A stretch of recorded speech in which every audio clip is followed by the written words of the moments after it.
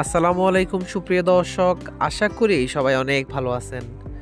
সুপ্রিয় দর্শক, এই সময়ে যারা শশা চাষ করতেছেন তীব্র শীতের মধ্যে আপনাদের শশা গাছগুলি কি সঠিক বৃদ্ধি পাচ্ছে না, কিংবা আপনাদের শশা গাছ ঠিক এরকম হলুদ হয়ে যাচ্ছে, এর পাশাপাশি বিভিন্ন রোগবালাইয়ের কি আক্রমণ এই শীতের মধ্যে বেড়েই চলেছে?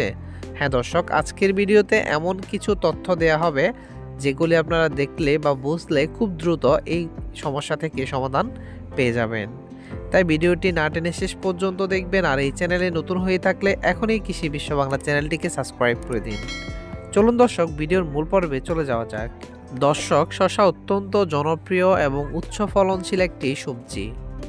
হ্যাঁ দর্শক, এই তীব্র শীতের মধ্যে অর্থাৎ জানুয়ারি মাসের মধ্যে যারা শশা চাষ করতেছেন, বিশেষ করে ডিসেম্বর মাসের মাঝামাঝি বা শেষের দিকে যারা বীজ লাগিয়েছেন, তারা কিন্তু ঠিক এই জানুয়ারির পুরো শীতের মধ্যে কিন্তু আপনাদের শশা গাছগুলি বেড়ে উঠবে।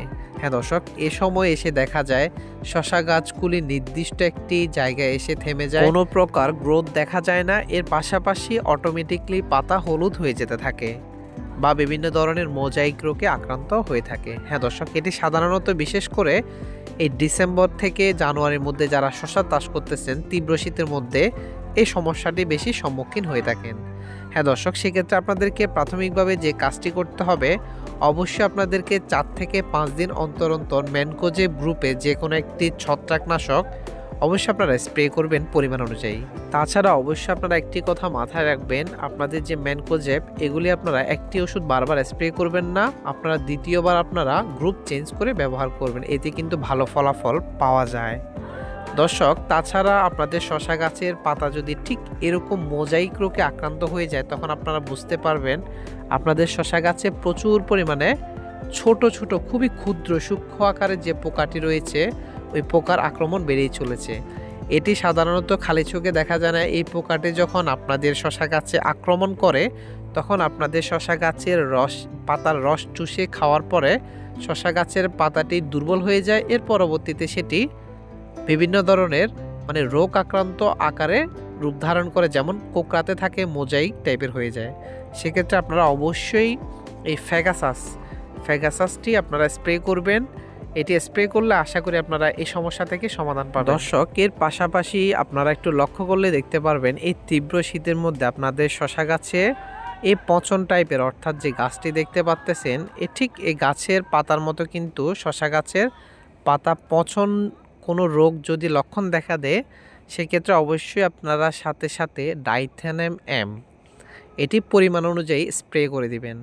এটি স্প্রে করে দিলে আপনাদের যে পচনের যে লক্ষণ এগুলি দূর হয়ে যাবে এবং গাছ খুব দ্রুত বৃদ্ধি পাবে। তাছাড়া এই তীব্র শীতের মধ্যে কিন্তু শশা গাছের স্বাভাবিকভাবে একটু গ্রোথ কম থাকে, তাই অবশ্যই আপনাদেরকে কয়েকটা দিন ধৈর্য ধরতে হবে।